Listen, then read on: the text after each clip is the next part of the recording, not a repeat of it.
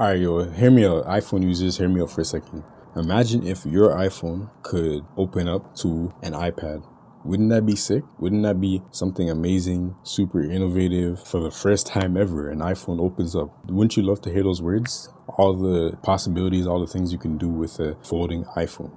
Let me just paint the vision for you. Basically, in this video, I want to give my wish list for the folding iPhone whenever that comes, because I know it's probably going to come out. This is what I want, and this is also the vision that I think Apple should take for their folding iPhone. Number one is good cameras. iPhones are known for the good cameras. You know, people, when they think about smartphone photography, videography, immediately they think about iPhones. So naturally, a folding iPhone should have a good camera. So that is number one on the list for sure, the wish list, a good camera. It should be the best foldable phone camera with the reputation that they've built for themselves. The next thing is floating windows. For the first time ever, iPhones have floating windows. That would be sick to hear. It would be sick to see on a folding iPhone device. Like I said, 1 minute you have this, an iPhone, the next minute you have an iPad. And now you can do floating windows and all the multitasking features that you never had on iPhones and even iPad OS. Floating windows would be super cool and super useful with productivity and just different things. Like when people hear floating windows, they think like, oh, why would I want to do that? Why would I want to? I'll give you 3 examples where floating windows is useful. Okay, so let's say I'm browsing the internet and I'm looking at something and I see some numbers and I want to break them down and calculate them myself. If you have floating windows, you can open up your calculator in the floating window and you can manipulate it, move it, resize it. You can dismiss it to the side and then bring it back when you need it. You can minimize it. Most importantly, you can calculate what you want while still having the information that you're calculating in the background and uninterrupted. And then when you're done with it, you can just close that floating window and boom, that's it. You can go back to browsing the internet and looking at whatever you're looking at, you know, breaking down those numbers, whatever it is, you can go back to doing it. So that's scenario 1. Scenario 2 is, let's say I'm in the middle of, you know, working on a project or researching something and I don't want to be distracted, but somebody texts me and it looks semi-important. I can open up messages in floating windows and then I can respond to that message while whatever I'm doing is still there on the screen. If the floating window, if the message is too big, I can decrease the size. I can make it a little bit bigger so I can see it, manipulate it to however I want, whatever shape I want, kind of like on a computer, and respond to that message while still looking at what I'm doing on the screen. And then I can minimize it or dismiss it, and boom, I'm still, you know, researching, working on whatever I'm working on while I just responded to that text in a more comfortable manner than, you know, doing it from the notifications, because sometimes that's hit or miss, especially on iPhone in my experience. Scenario 3. Okay, so let's say I'm playing a game, right? And I need to do something else. What I can do is take that game, put it into a floating window and go work on something else. You know, whatever needs to be done, do that. And my game is still in the floating window. I can still interact with it.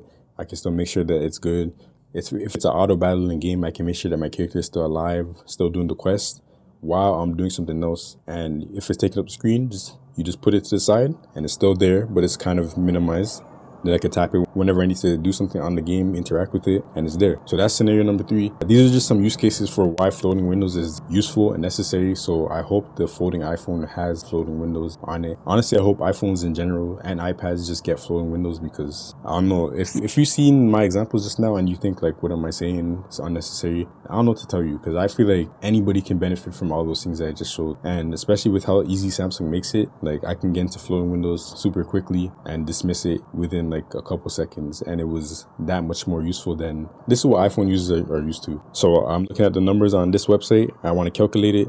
I have my calculator app open. I'm going to go back to it, use the calculator. Then I'm going to swipe back to that. Then I'm going to swipe back to that. Then I'm going to swipe back, like swiping back and forth. That's what iPhone users are used to. If you could just float in window or split screen, you can do it all at once. Don't have to go swiping back and forth, and you're good. Easy. The next thing on my wish list for the folding iPhone is split screen in general, but also split screen methods. So you might have seen this in other videos, but 2-finger swipe up to enter split screen, dragging and dropping to enter split screen, dragging and dropping from notifications to enter split screen. All these methods would just be really nice on a folding iPhone, because it would just increase productivity and allow you to multitask whenever you want at any moment very quickly. App pairs naturally would work nice on a folding iPhone, because you just tap the app pair and it will open up those apps in split screen very quickly, and there's your work session right there. Don't even gotta think about it. Let's say I need to have Slack on one side and calculator app on one side. I don't even have to drag and drop them or initiate split screen with those apps. I can just have them in an app pair, because I know that's my workflow. I get to work, open that up, boom, I'm working on those two things. So app pairs would be nice on a folding iPhone. And then MagSafe. We have not seen any Android phone with MagSafe yet and any foldable phone with MagSafe. So if Apple makes a folding iPhone, MagSafe would be so sick on that, bro. Because every foldable phone that I have, I put a MagSafe thing on the back. Right now, this doesn't have it on, but I put a MagSafe thing on so that I can, attach it to tripods really quickly and easily, or attach it to a mount in my car. It's just easy. You just put it on, take it off, put it on, take it off. You use MagSafe chargers, all that stuff. So MagSafe on a folding iPhone would probably, honestly, that would be like really sick. I'm excited for that. I think MagSafe is the future, in my opinion. Just using magnets to do a lot of things. Like, for example, on my desk, this arm right here is magnetic, so I keep different accessories. Like, this is a MagSafe pop socket type thing. I got this thing right here that sticks on magnetically to the arm, and it has like a pencil. It's like different utility things that I might need at my desk or in general. And then I got, these are little magnetic adapters for this cable that I have that is magnetic. I love magnets, and I feel like MagSafe is the future. And if a folding phone has MagSafe, I'm probably going to run to that. And then the next thing is a keyboard case, kind of like the Apple iPad Magic Keyboard. I feel like that would be so sick. Ever since I got my first Z Fold 2, I always wanted a keyboard for it. Just like something where I can put it in, it has a keyboard, and I can get to work. People say the screen is too small, whatever. Me personally, the screen is big enough to get work done, especially in like a portable sense where, you're traveling, you need to sit down and do something, get some work done on this little 7-inch screen. A little keyboard that attaches to the phone would be so nice because it will hold it up at the same time like a little laptop and go to work. I would love for the folding iPhone to have a Magic Keyboard. If Apple does that, come back to this video and say that I called it. And then the next thing on my wish list, honestly, this is something that iPhones should have in general because they're the most powerful phones. But in my opinion, they can't do as much as other phones with all that power. They kind of utilize their power. iPads are like that as well. Until, Apple is slowly adding things for the iPads to use the power, like Stage Manager and, Pro apps and stuff like that. But they're so powerful and you can barely use it. Whereas with these folding phones, Samsung devices, I got Samsung DeX, I got split screen, triple split screen, blah, blah, blah, blah. All these features that utilize the power of these devices. A folding iPhone should have a desktop mode / stage manager. There's no reason why this powerful folding iPhone doesn't have a proper display out where you can use the apps as if it was like a computer and do all these different things.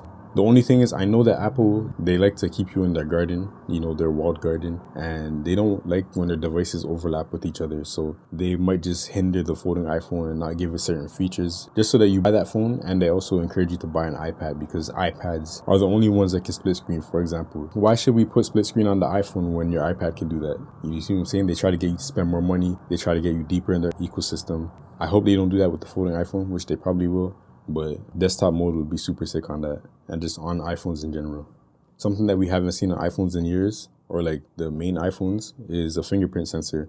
It would be nice to unlock my folding iPhone, my iPhone in general, with a fingerprint sensor, preferably on the side too, like how folding phones are doing it nowadays. It would be nice, just boom, unlocked. Face ID is cool, it works, it's fast, but honestly there's times where like, let's say it's winter time and you can't really see me, I'm covering up my face, I got a hat on, a hood on, whatever it is, or I go to a hospital, I got my mask on. I know they added compatibility with masks in the recent years, but just being able to unlock your phone with your finger is just so fast and so easy. You don't have to be looking at it. It doesn't have to be in your line of sight.